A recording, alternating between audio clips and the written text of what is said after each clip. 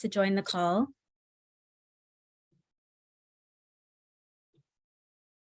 All right, so welcome to another development session for the Declaration of Human Rights by American Youth.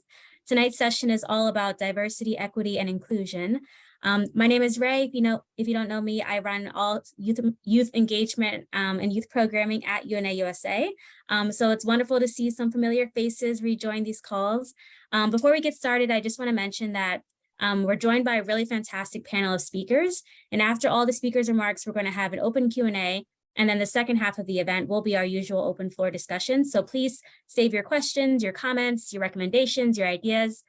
We love hearing them. And in the meantime, please feel free to introduce yourselves in the chat. We'd love to hear where you're joining us from and what brought you to tonight's call.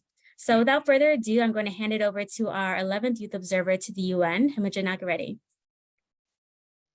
Thank you so much, Ray. Really appreciate it. And hello, everyone. Thank you so much for joining our development session on diversity, equity, and inclusion, which, needless to say, is one of the most important topics that we can discuss, especially around how it relates to human rights. I mean, there is no time like the present to talk about just how important it is to continue thinking about ways to improve justice, equity, and inclusion in everything that we do. We've seen a lot going on at the national level. It's important to recognize that. For example, the recent Supreme Court decisions. There's a lot going on even at the state and local levels when it comes to codifying rights or taking away codified rights for people of marginalized backgrounds. And so it's so important that we continue talking about it. We continue shining light on the importance of centering diversity, equity, and inclusion in all of our human rights conversations. So grateful for you all joining us today on this important topic and to contribute, because you all are a fundamental aspect of this project, and actually incredible to see the crowd here today. It's just so warming that we have such a full room, a full Zoom room of incredible people such as yourselves. So thrilled you all are joining us today, and keep the love coming in the chat. Before we get started, just wanted to give a brief primer on what we're doing. So kind of like Ray mentioned, this is our development session for putting together our Declaration of Rights by American Youth. This is a flagship project that we started kind of at the beginning of the spring semester when we were trying to think of ways to build on the work that we had done from our listening tours, where we went across the country virtually and in person, speaking with young people, hearing their thoughts and ideas for what global issues are of paramount priority for young people. But we wanted to continue that work. We wanted to build on it. And really, that's kind of what came in the spring semester, where we had this idea of putting together a Declaration of Rights by American Youth to recognize that youth rights are human rights, and our current understanding of human rights as detailed by the by the UDHR, Universal Declaration of Human Rights, doesn't cover the breadth of youth issues that we would love to prioritize. And that's really where it all comes down, is really making sure that we're working towards putting together these rights and stating the rights that young people need prioritized. So that's really where it came through. But before I get started with introducing our incredible speakers, just want to give recognition to everyone here joining us today. As part of this project of creating this Declaration of Rights, we wanted to hear from as many young people as possible from across our country, young people such as yourselves who are incredible change makers, and put together a panel of speakers that you could listen to and really take information from to kind of then take a deeper dive into the conversation. But you all are the people that we want to hear from. So to recognize that and to stop myself from monologuing, really thrilled that we have such a fantastic panel of speakers. I'm myself pulling up the agenda right now, but before I do that, I'll actually just pass it over to Cindy Serrano Roberts, who I know very well and want to give a personal introduction, and just super excited that you all will hear from our incredible panel. But Cindy and I did so much work together at UNA Women. It's just so gratifying to see you here. You are a public servant. You've done so much within your role in the military, and now as someone who's retired from military service. You've done so much to uplift the voices, especially of women of color, particularly young women of color interested in public service. Your story inspires me. You're a mom. I am so inspired by how much you impart to your daughter, and just honestly, you're just such a great human being, and so grateful you're on this call with us today. So without further ado, Cindy, please feel free to introduce yourselves and give us your take on why diversity, equity, and inclusion truly does matter when we talk about human rights. Well, first of all, Himija, thank you so much for the kind introduction. And it's, such an honor to share this space with yourself, with Aman, with Paula, and with, really, it's everyone that's participating today. And so I think you've kind of said it all.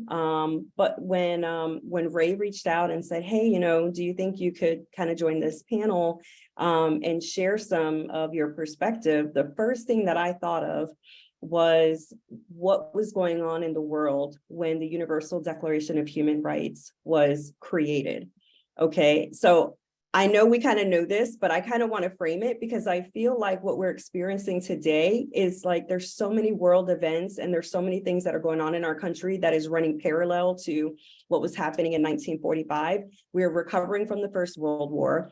We just got over the Second World War, where people were being persecuted for their sexual orientation, for their religious preferences, for their lifestyle, for their race, for their ethnicity. And when we look at what's happening, like in Florida with the teaching of Black history, which is American history, being banned, we're looking at books being banned. To me, we saw this during World War II when people were being killed and persecuted for their beliefs and for their values, right? And then we take a look at, sexual reproductive care, access to that.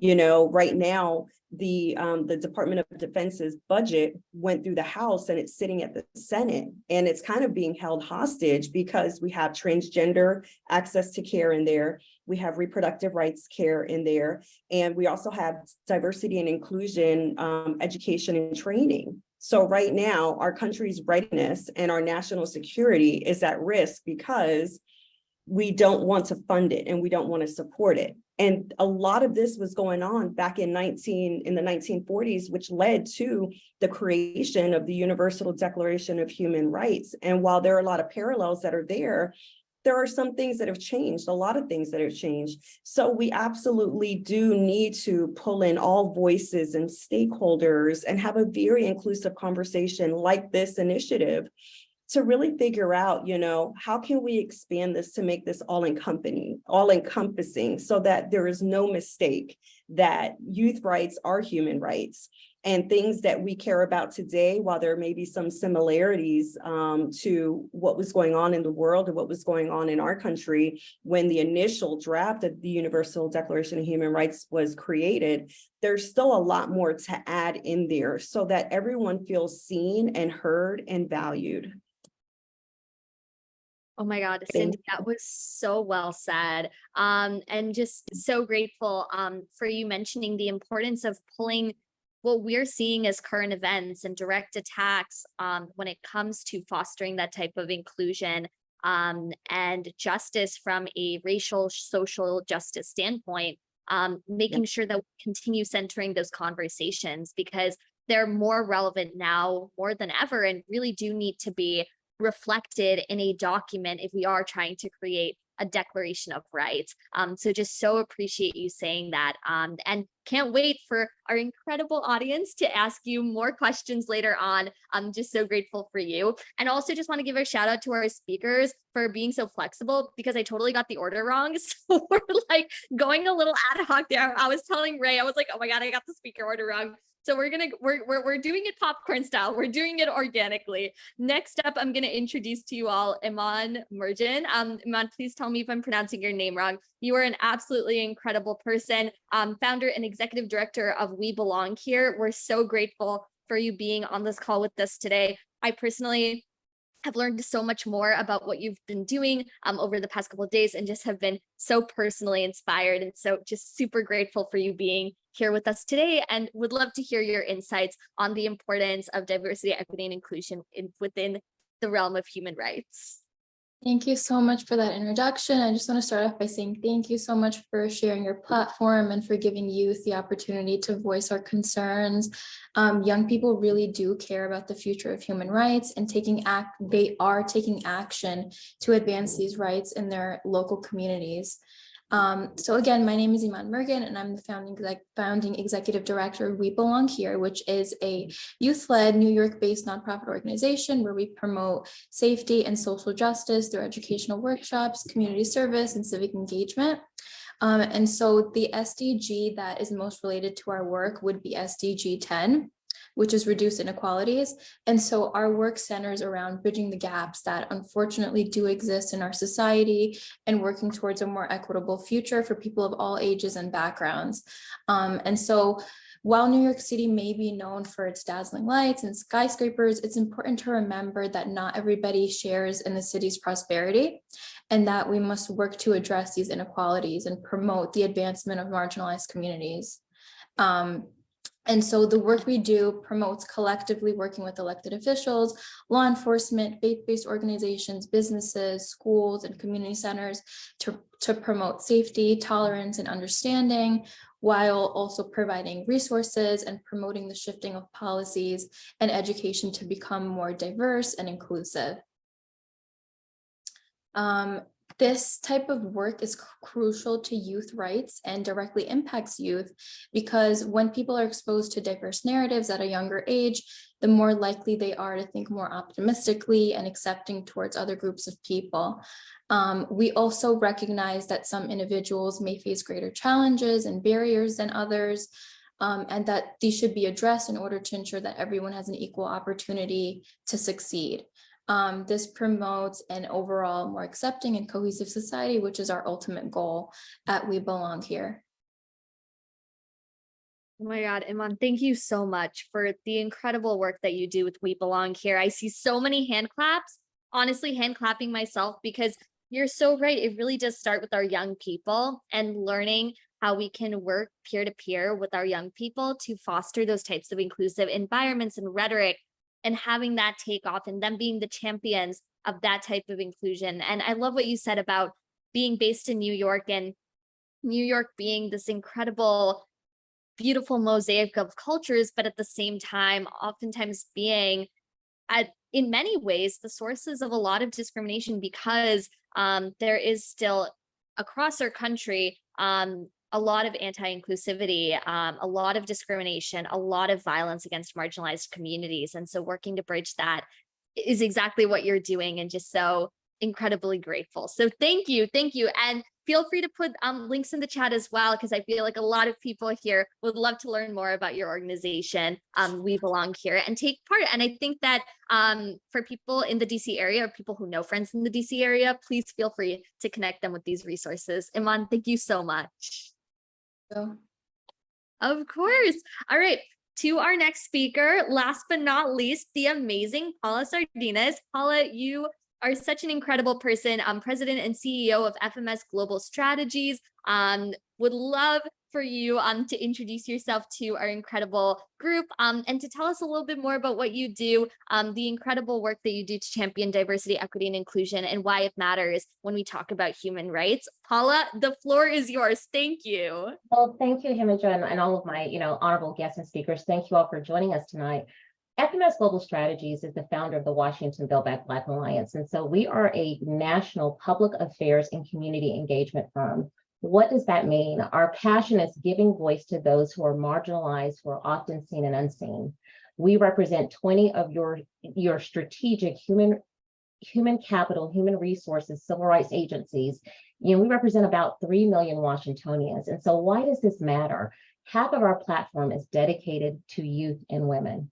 Economic empowerment, diversity, equity, and inclusion, marginalized women, women who are Muslim, women who are trans, women who are non-binary.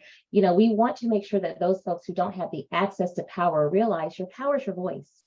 You can advocate directly from your computer. You can advocate directly from your email. You can't see me tonight because I'm hosting an event for the next governor of Washington, but it was so important to be able to come here to speak to you all tonight because we are at a very paramount time in history. We are rolling back human rights, and youth rights are human rights, but they're also civil rights. We don't want you all to get the country that I inherited when I was born in the 70s. We don't want to give you the world that our parents grew up in. We owe you better than that. So we tackle advocacy from 6 different pillars. Fostering equal opportunities. Diversity, equity, inclusion initiatives means that we're breaking down structural and systemic barriers, allowing youth to advocate from their position of power. This is education, this is professional, social opportunities. We're leveling the playing field and we're ceding our power to you. We also believe that we need to empower our marginalized youth. Advocacy and DEI inclusion particularly uplifts marginalized youth who face intersectional challenges with their race, with their socioeconomic status, with their sexual identity. It's all under assault, and that empowerment enables these individuals to have a voice, to feel validated, and to believe in their ability to shape their own destinies. Number 3 on our platform is building inclusive communities. Creating inclusive communities benefits young people by fostering a sense of belonging and acceptance. Creating these communities mean that young people can foster this sense of belonging without fear of judgment, retribution, retaliation, or exclusion. The sense of belonging enhances your emotional well-being, but it also ensures that we are giving you good mental health. We believe in encouraging social cohesion. DEI, it means being empathetic, understanding young people come from different backgrounds, different ways of life. Through meaningful interactions and exposure to diverse cultures and experiences, youth form strong bonds. You're breaking down stereotypes. You are changing racial constructs. You're collaborating to adjust these societal changes. Enhancing leadership and innovation. Let me tell you, I can't take or I can talk, but you guys are amazing when it comes to using innovation to elevate your platform and to elevate your voices. These spaces provide an opportunity for you to be the leaders and the change makers. We are the leaders that are ceding power to you because you're the generation we've been waiting on. You're not asking us to hand off the baton. You are taking it and running the race, and you are winning. You are the future. We want to ensure that we give you sustainable progress. What does that mean? Youth rights and diversity, equity, inclusion is crucial for building a stable, sustainable, and harmonious future. It's equipping young people with the tools to navigate and foster global citizenship, and it encourages you to make your communities and the world a better place.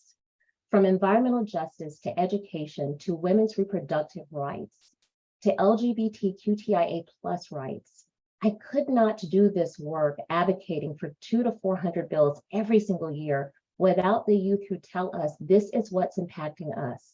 We matter. My message to you all is that we see you, we hear you, and we feel you.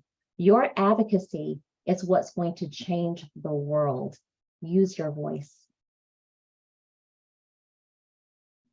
Oh my God, Paula, that was incredible. I see hearts, I see claps, I see so many claps in this Zoom room, and I cannot echo enough just how much what you've said has resonated. And this is why Ray and I really wanted to make these panels as intergenerational as possible throughout all Youth Declaration events. We really want to center the youth voice, but also hearing support from an intergenerational perspective, intergenerational support for, like you said, ceding power to young people and making sure young people are at the forefront of that change is exactly what we're talking about when we're talking about creating empowering spaces. And that's exactly what you're doing, Paula. That's exactly why you can't be on camera, because you are literally changing the world. You are making sure that young people can vote, that young people can be present and see their representation in their elected leadership. And know that they can take part along the way through participating in bills and policy, and just everything what you're doing is just so fantastic. So Paula, thank you from the bottom of our hearts. Thank you. It's an honor. Oh my gosh. Well, that wraps up our incredible panel. I always say this to Ray, and I'll say this every single time. I never know how the previous panel can top the next one, and it happens every single time. We just have such incredible people within our network of just incredible change makers. And so it's always such a treat for me to listen in, and I know for you all to listen in on everything that people are doing. Without further ado, would love to open it up for questions. Do people have any questions, comments, people they want to speak to, or any thoughts in general that you'd like to ask our panelists? Feel free to raise your hand. And if not, I can get started, but would love to hear if you all have any thoughts that you want to share. I do see a hand. Go for it. I will go to Akwamayi, and please tell me if I pronounced your name wrong. I'm so sorry. Hello and good evening, everyone from the United Kingdom. Yes, you have said my name right. My question is in regards to human capacity and artificial intelligence. How do we ensure that we have a human capacity within our workforce and in education comparing to artificial intelligence? Thank you very much. That's an interesting question and a really good one, making sure that there's that human element to what we're doing. Do any of our panelists want to speak? Paul, I see your hand is up. Yes, and thank you. That is such a brilliant question. I represent women of color in cloud and tech. And these are individuals that are here on H-1B visas. They work for Microsoft, Expedia, and Amazon. And we're deeply concerned about that because we know that we have colored girls who code, Asian Pacific girls who code. Like, this is really important. I think what we need to do is like with any technology, we need to start looking at the regulatory background of that. We don't want this to replace our business analysts. We don't want this to replace our system analysts and our tech writers. And so what you can do at your local level is start with your local city councils, your local mayors, and work your way up by making that voice. President Joe Biden did convene a speech on this probably about 2 weeks ago, that they are going to learn from what we saw with Facebook and other technologies, and they're going to take a hard look at ChatGPT and Jasper in these tools. We cannot allow a tool like the H-1B visa that brings people here from other countries and gives them these opportunities to get citizenship and good jobs to be replaced or usurped by technology. So we, as the women of color who code and in those areas, are starting to advocate now to say, let's rein technology in. It impacts so many sectors, including music, film. Think about it. It can replace your script writers on your favorite TV show. So we are looking at this really from an esoteric space and saying, how do we rein this in and make sure we embrace innovation, but not at the expense of human capital? Excellent question. We're on it. Oh my God, Paula, that was really well said. And also to add that a lot of our current technology is coded with bias, right? And that's why it's so important having more women in tech, more women, exactly like Paula said, leading this type of change, because that's the way, for example, of trying to eat at the inherent bias that is in a lot of our systems. And this is, I just talked about gender bias, but there's also racial bias and social standing bias. And so a lot of that is in our current technology. And I don't think we know the full extent that this bias exists, especially within artificial intelligence. And so more research on that is so critical. But that's definitely a really great question, an emerging field of understanding. So thank you for that great question. And Catherine, I'm going to turn to you next. Feel free to ask your question. Super excited. Thank you for raising your hand. Yeah, of course. Thank you so much for the opportunity to be here. And so my question is, like, how do you approach almost the topic of DEI for people who have just heard that word or that phrase so many times and just, I feel like, don't seem to care anymore? Because I'm trying to work to improve DEI in athletics in my college, and we've had like panels and some speakers, and like the dean of students is working to do like some trainings or something, but I feel like at this point, for a lot of people at the school who need to hear it, it's falling on deaf ears, or they're just like, oh my gosh, this is another thing we have to go to. And I think especially after the recent Supreme Court decision, that people actually need to listen, and I'm struggling to figure out like how to do that without just telling people what to do, because I know that doesn't really help. That's a really good question, Catherine. And Cindy, I'm going to turn it over to you. Yeah. Hey, Catherine. So first of all, I think that's a great question, and I can totally identify with what you're saying. I think some people they don't fully understand what it means. And some folks also feel a fatigue around diversity, inclusion, and equity and accessibility. And so as a diversity and inclusion practitioner, one thing that I enter into conversations with, whether it's a formal workshop, whether it's a panel discussion, or if it's just kind of a one-on-one conversation with like a friend or colleague, the end state I have in mind is to hopefully pique their curiosity, not convince them to adopt my values, my beliefs, because the thing about diversity and inclusion, the foundation of it is we all have a very personal and individual lens that we navigate the world with, because we all have very individualistic upbringings that sort of shape our values and how we navigate the world, right? So when I enter into these conversations from a leadership perspective, my focus is on inclusivity, more specifically dignity and respect. Like, hey, how can we make sure that everyone's voice is heard? How can we make sure that everyone feels valued and everyone feels like they're, making meaningful contributions to the discussion, to the working group, to the team, whatever the case is. And I actually totally avoid discussing off the bat race and gender or anything else, because I think these conversations have to start with the common ground, which is dignity and respect, because who doesn't want that,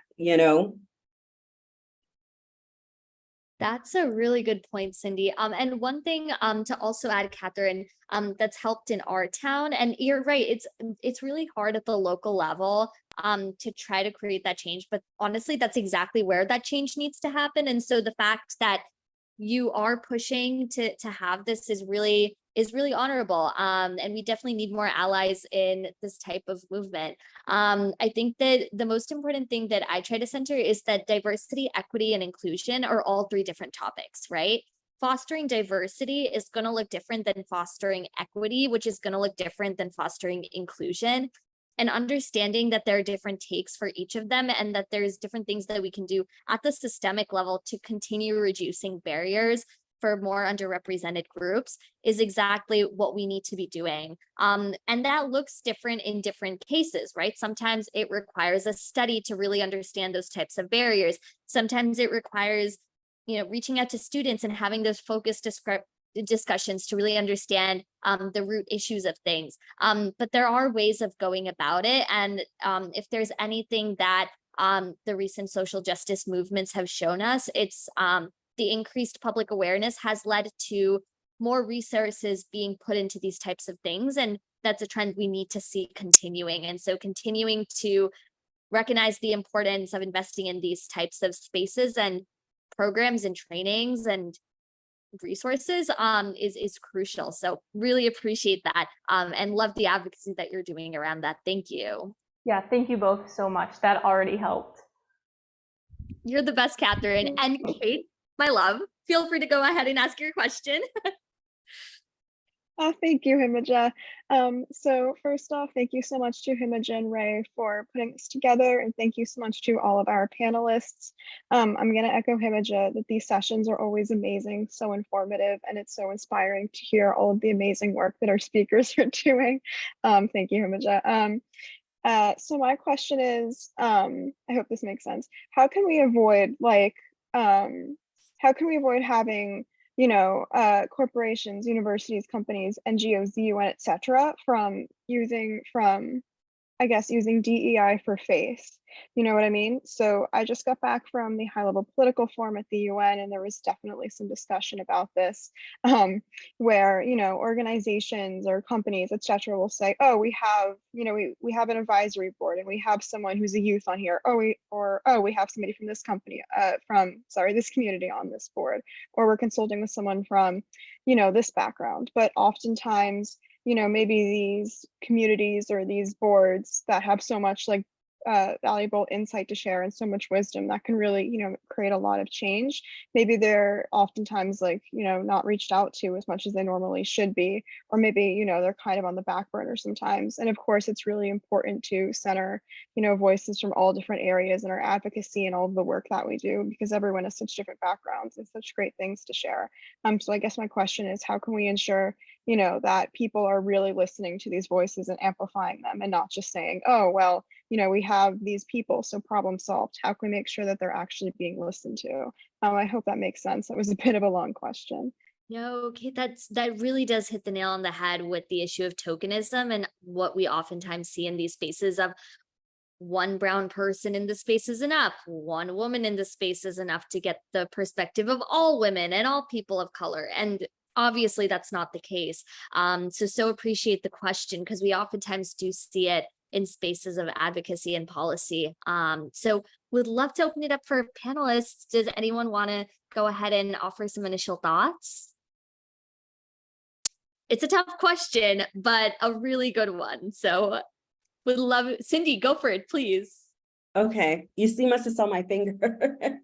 So I've had the opportunity to lead working groups within the Department of Defense, which is sort of like a side kind of volunteer thing that people do when they're on active duty. So it's quite a bit of a responsibility, especially when you have a full-time job, right? And a lot of people have families or they just have full lives. So I share that with you to give you context to what I'm about to say, which is grassroots efforts, even in a non-volunteer environment, has been, in my experience, the fuel to change. So I heard you mention there's, you know, advisory boards, and there are kind of these other formal working groups, and they're kind of appointing people and they're going to consultants. And I've seen that also. But I think the biggest, I guess, factor for change is the grassroots. So when you go to employees, you go to students, you go to people in the organization, and you say, hey, what matters to you? And oh, do you want to be a champion for that? And our organization will be your platform. I have seen tremendous success, like revamping policy that's been in place for decades being changed as a result of these grassroots operations that have really said, hey, if you want to give your free time, then why don't you run after something that you care about? And, you know, the organization will support you. That's one thing. The other thing is having measurable goals as an end state, right? And not just something that's like qualitative. I do believe qualitative data is important, but if you're really looking for change, then set some quantitative goals. And also funding. Funding is a huge thing. What I've seen a lot in diversity and inclusion spaces are a lot of soft goals that are not quantifiable because there's no funding attached to it. So none of the initiatives have any teeth. So the three things, I'll recap it, is it really needs to be grassroots. I think anything else or anyone else that's brought into the discussion ought to be there to provide support and guidance, but it should not be downward directed. And look for funding. If there's no money assigned to it, then nobody is really going to take it serious, and you're going to find that there's a struggle for support.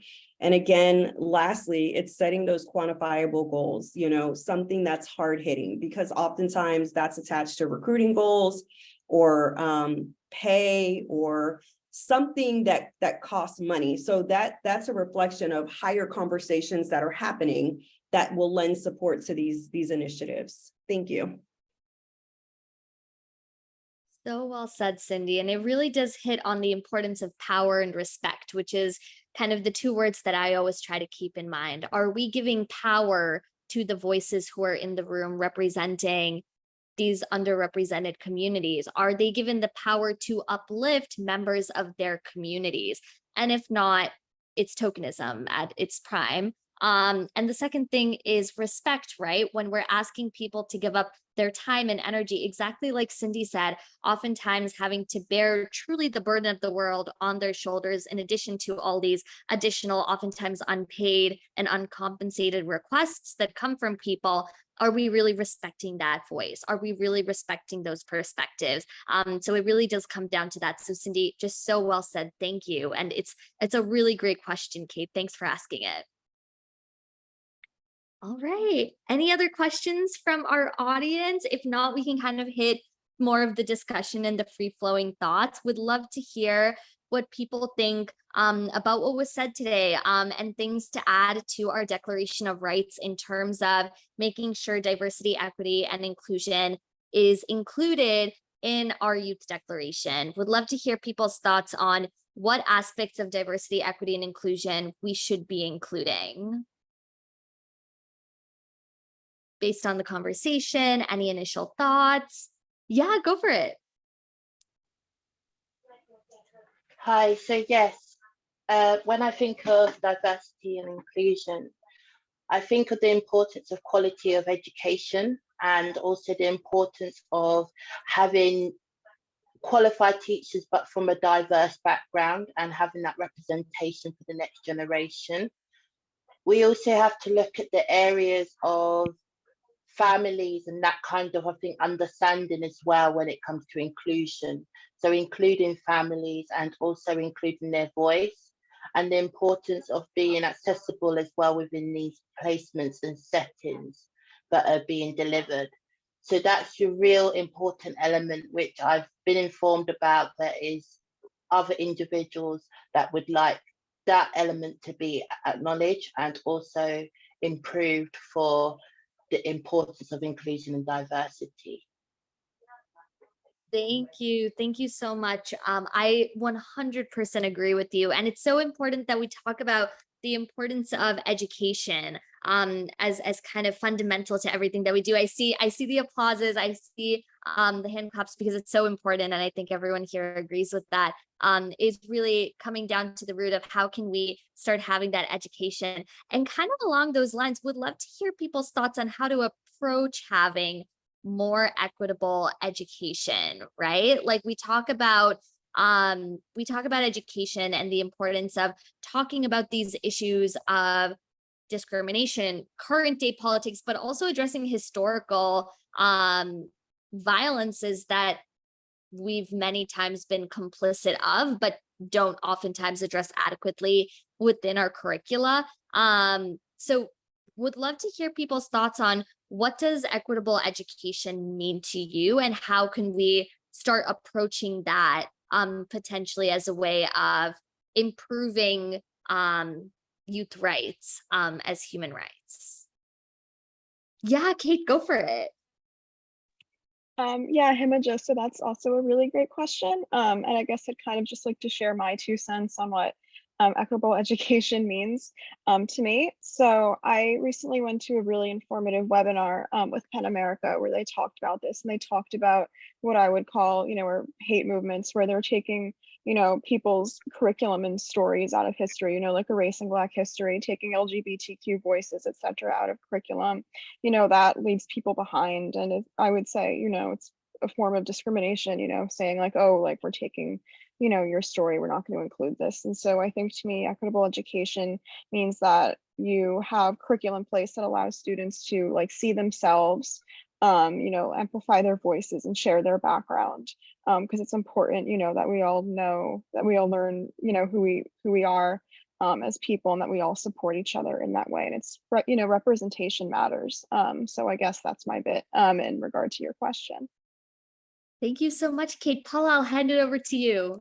I love Kate's answer. It's so true. For me, equity in education means that we have to first be honest, that we have to undo institutional structural racism. We have to understand that we have a system that was created and predicated where 75% of people on this call right now were just excluded.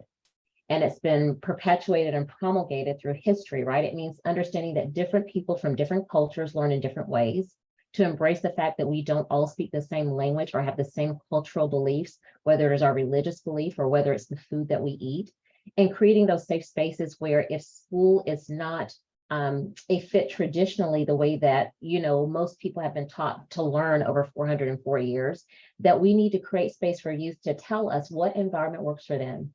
Is it homeschool? Is it digital learning? Is it schools where we have, special classes? Is it making sure that we have teachers that understand AAPI rights, Indigenous rights, LGBTQIA+ rights, instead of making these people outliers in their own communities?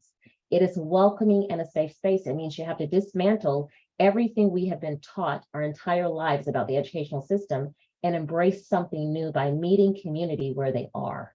We're not going to achieve equity by continuing to put forth structurally racist policies that haven't worked for years. We've got to do something different. That was so well said, Paula. I see the hand claps 100% echo that. And I know a lot of people really resonated with what you said. So thank you. Thank you so much for that. Catherine, passing it over to you. Yeah, I don't think I can top what everybody else just said, because I really appreciate all of that, especially because inclusion is incredibly important for giving people the opportunity to learn more about what's going on. And I think along with different options for education, like homeschooling, public school, private school, other things like that, I think something I know I've had the privilege of is going other places, like seeing it, whether that's like going to a farm or going to a museum or going like places outside of my own community to see that there were other things for me to be able to do, like be on a call like this, or go to a school, like go to a college I wanted to go to, because I feel like a lot of students, especially in the US, who don't get to see outside of their own community, don't know what else is there, and that colors their views on what's happening in their area, what's happening in the world. And I think part of education is seeing other things. So giving students not only access to that, but also access to resources of learning about LGBTQ+ issues and about just our history in general. Yeah, I love that. The importance of education and how that can play a role in helping us all be better global citizens, right? And like you said, being able to travel is a privilege that not everyone has, but that really is the goal of education, is to bridge those gaps and to make sure everyone has an equitable playing field when it comes to being able to see the world and be able to approach advocacy and approach our place, our inclusive place in this community. So just thank you so much for that, Catherine. Really well said. Akami, go for it. Yeah, I just wanted to add on to the wonderful shares and just say that from the UK, currently many children who are 1 in 5 of us may have a hidden disability, but may not be educated or may be excluded from education because of being neurodiverse or a person that has a different way of learning. And many of these children would be taken away from families, when it's important for families to, of course, be able to educate their children, especially if they feel they are being neglected and deprived education because of the systems which are not working for those students and not delivering when it comes to investment. So I think it's such an important element where we look at like the choice and also the inclusion aspect, but also making sure we don't let any individuals be deprived of quality education when it's a human right and when this is an important need. Thank you.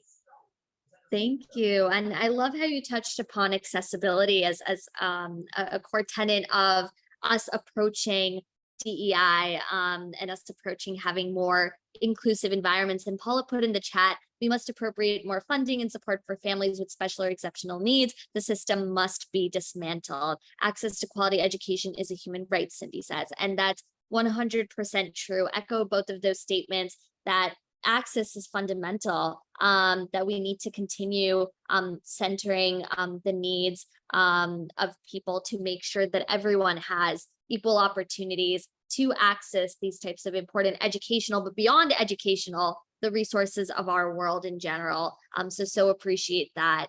Kind of along those lines, Ray came up with a really great question to ask, and that is, what do you all think of what do you all think are core issues around diversity, equity, and inclusion that we need to be addressing, especially when it comes to young people, right? So being a young person is just one of several intersectional identities that we oftentimes carry with ourselves to spaces of the UN. And would love to ask the young people or youth allies on this call, what do you think are cross-sectional youth issues that really do prevent us from having equitable access to the rights that we deserve? Would love to hear people's thoughts on that. Any youth specific barriers that you see that have prevented your inclusive involvement in spaces of the UN or even outside of the UN?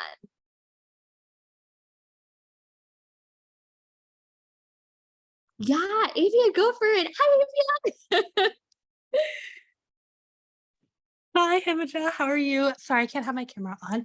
But to answer your question, it's so important. I feel like something that's really been an issue is just the competitive environment that we have and what we face as youth today. For instance, there's so much pressure nowadays to meet these high, unexpected, just unrealistic standards of success. And in doing so, it creates this unintended competitive environment where we always have to be better than one another. And I feel like this is facilitated by whether it's parental or just societal expectations for you to be more successful than the previous generations. And instead of integrating and unifying us all together as one, it really divides us and tries to gain competitive advantage over another. And I think that's when we really start to see those barriers and divides among people based on their backgrounds. But when we really do take that step back and notice that just being a part of Gen Z and being young is one incredible thing that unites us, that's when we can really truly kind of take all of our differences and mush them into one piece and really use that to work together and understand how each background is really important for the advancement of our future society. I love that. I love that. And it's one of those things where like oftentimes we talk about like women supporting women in spaces and realizing there's space for all of us. And that's a common rhetoric we talk about in the gender equity space. And I really echo what you said. And we see the hand claps. People totally agree in the sense that it's so important for us to constantly and consistently uplift and support each other, especially in this space where oftentimes we do get so little support for the work that we do. So thank you. Kate, I'm going to pass it on to you. Thank you, Himija. And yeah, Avia, that's a really great point. And I guess what I was going to say too is that I think it's very important to be open-minded of young people's voices and not sweep us under the rug. Young people, we're young, so we haven't experienced, most of life yet, so to say, but young people, have all different experiences from all around the world. And, Gen Z, I'm proud of my generation, because we're very driven to create social change and great change and the change that we want to see. And so I think listening to young people is important. We're smart, we're dedicated. And so I think when adults are working with young people or people who are still in school and have yet to I guess start their career path and really dive into the work they want to do, I think it's really important to take our voices into account and listen to what we have to say, because young people's insight is just as important as the insight of someone who might has been working in a certain space for a bit longer. So I think being open-minded and just respecting our youth voices and understanding that we offer a lot of input despite not being through different walks of life, that maybe is super important. That's so true, Kate. Thank you so much. And really grateful that you brought that up. And it really is about recognizing that everyone's lived experiences are valuable. And I think it really does come to that, right? Recognizing that us as young people, having lived our formative years through such a turbulent, tumultuous, insert synonym, type of time, having to go through a global pandemic while learning and all of that, that's just tip of the iceberg. But realizing that us as young people have a unique lived experience that is truly unmatched by other generations. And so constantly focusing on that is really important. And that also really speaks to the fact that young people are not a conglomerate, right? We're not a homogenous species. We are a diverse group of people. We come from all different backgrounds. One youth voice isn't going to be the same as another youth voice. And making sure that that representation is there. Representation matters. And that's the common theme in this chat. So appreciate you bringing that up, Kate, the importance of centering that. Jody, you are next. Hi, thanks for having me, and thank you for all the panelists. This is my first time here, so I really appreciate having this meeting and being in here. And a problem I see a lot is intolerance to other people and other groups of who you don't agree with, not necessarily in how they look, and how you reduce that to one characteristic and antagonize all. And I just really feel like that really gets in the way of understanding each other and I just see how even like online and in person, like they get ridiculed for like one characteristic and like apply it to the whole group. And it's just like it really like sorry, I'm finding like a hard time to like word this, but like it's really hard to like amplify diversity that way if they like all people do is spread ignorance of like one characteristic or like one person of one group and spread it to all. Oh my God, no, Jody, first of all, thank you so much for joining us. Super thrilled that you're here today with us, and just so appreciate you taking time. And what you said hits the nail on the head, really, with exactly why it's so important to talk about this. And I'm so grateful that you brought this up, that, you know, it's so important that we continue thinking about representation as intersectional. And that's something Cindy mentioned, and truly all our panelists mentioned as well, that I think deserves another echo, because it's so important that we continue realizing that not all youth voices are going to sound the same. Not all people sound the same. People of different backgrounds, people with different lived experiences, people with, you know, with different backgrounds are going to have different experiences in our country, that are going to bring different perspectives. And we all, in our capacities, occupy different spaces where we have the opportunity to make actual decisions on that type of representation. And that's where it really comes in. All of us are change makers. All of us have access to certain spaces. All of us have access to certain decisions in those spaces, and working to try to actively amplify representation in everything that we do is so crucial. So Jody, thank you so much, and would love to hear what other people have to say about that, because I know that's just one answer. Avia, would love to go to you, unless that's a previous hand, and if so, I'm very sorry. Might have been a previous hand, but we love Avia. So Avia, come back when you can. Catherine, you are next.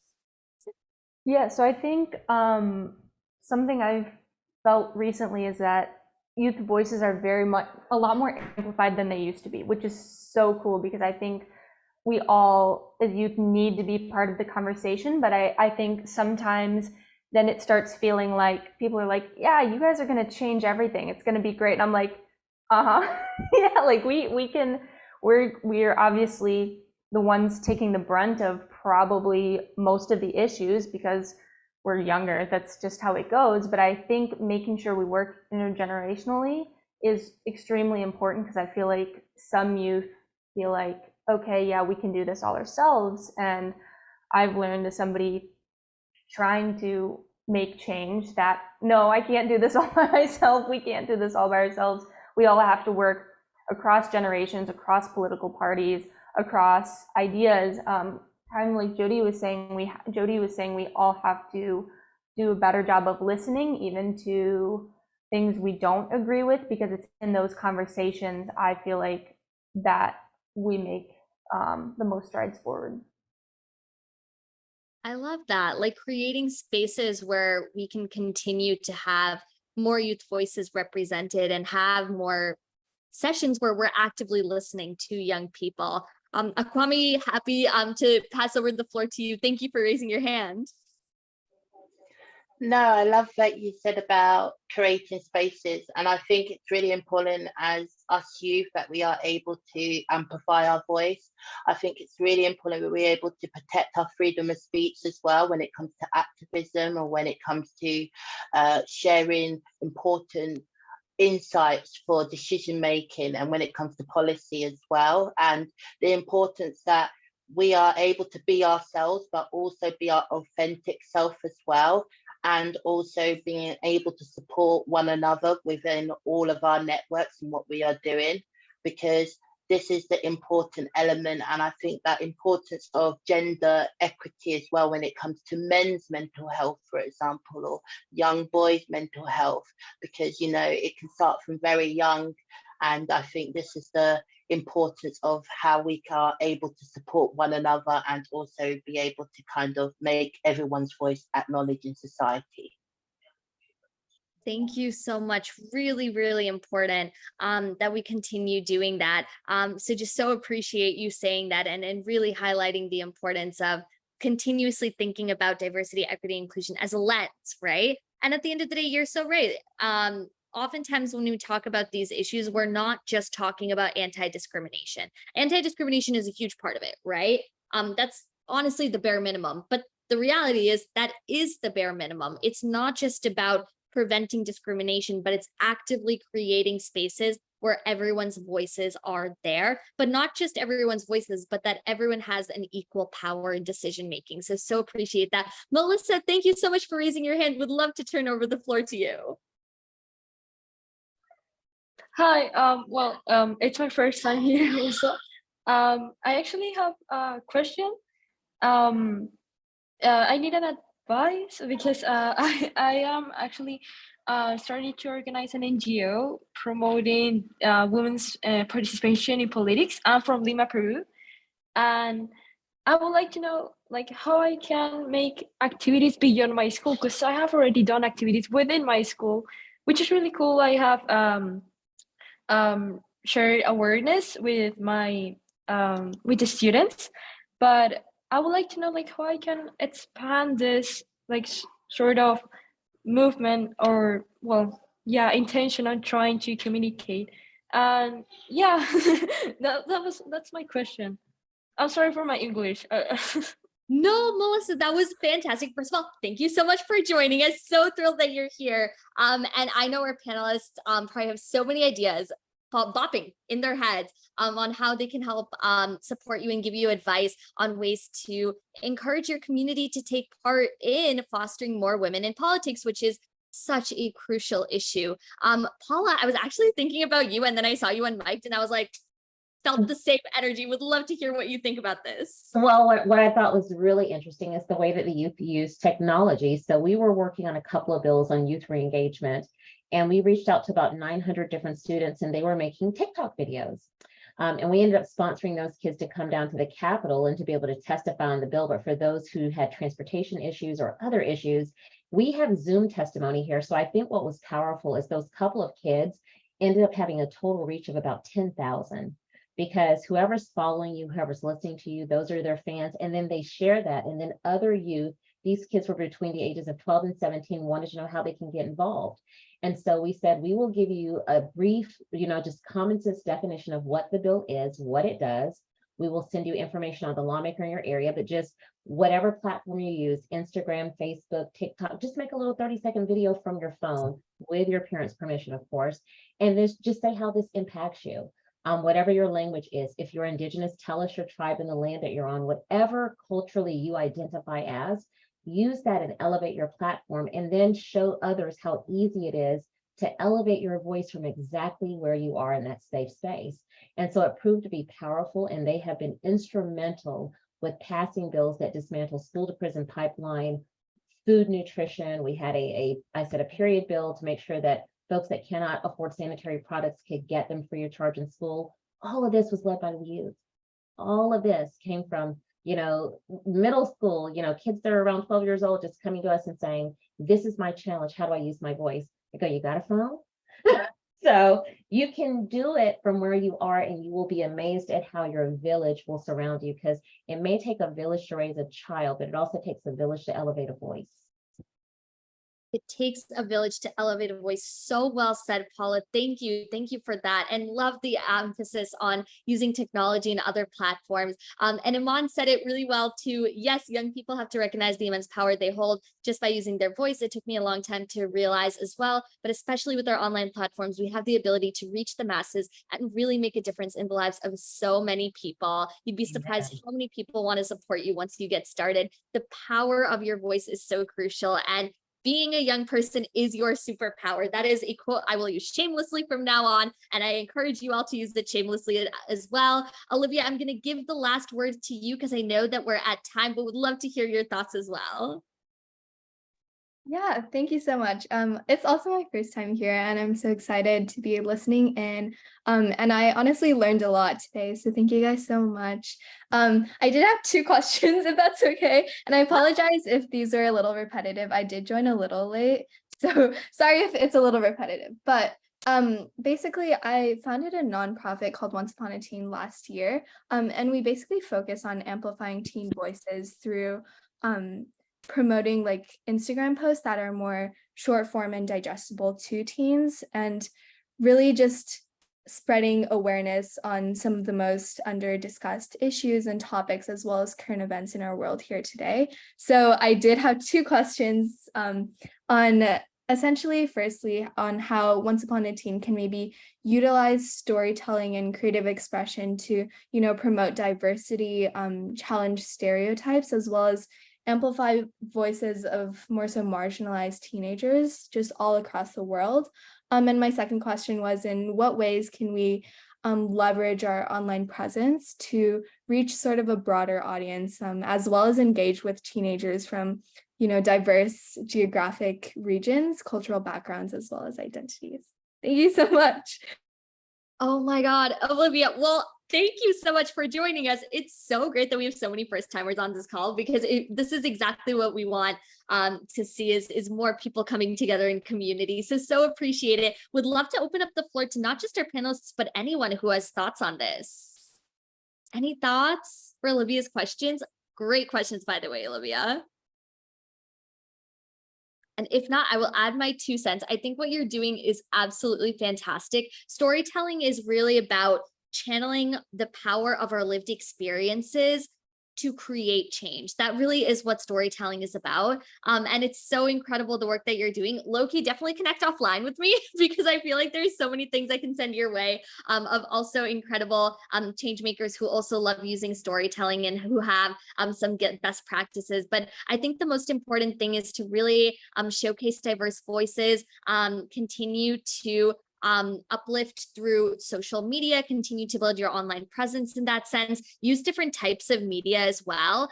So it can be social media posts, it can be article writing, it can really be in these different forms. And then I would also encourage you to think about where you're posting these stories and how you're communicating these stories. The UN has really great platforms to continue uplifting the voices of young people and to submit stories and submit other articles. And so happy to share all of that with you. And for anyone who's interested in learning more about storytelling, I'm more than happy to share that as well, because it really is something that we're trying to focus on, is really building power through sharing our voices and sharing our lived experiences. So thank you, Olivia. Such great questions.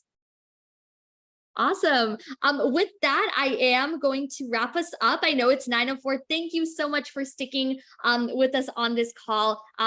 Just so appreciate it. Ray also put in the chat, the arts and creative expression are also a great way to discuss topics that are oftentimes hard to talk about. Leading with creativity also helps to reach new audiences beyond the usual advocacy circles as well. And that was just so incredibly well said, Ray. It really is about that creative expression and using that to spark change that all of us can get on board with. Thank you. With that, I'm going to close this off. Ray, any last thoughts before we do our complimentary picture? Yes, just thank you, Himija, for leading. And of course, thank you to all of our amazing panelists. The conversation never ends here at these calls. Please feel free to fill out the form, talk to us on Slack, social media, use our Padlet. We love to kind of keep this conversation going as we draft the declaration. So back to you, Himija.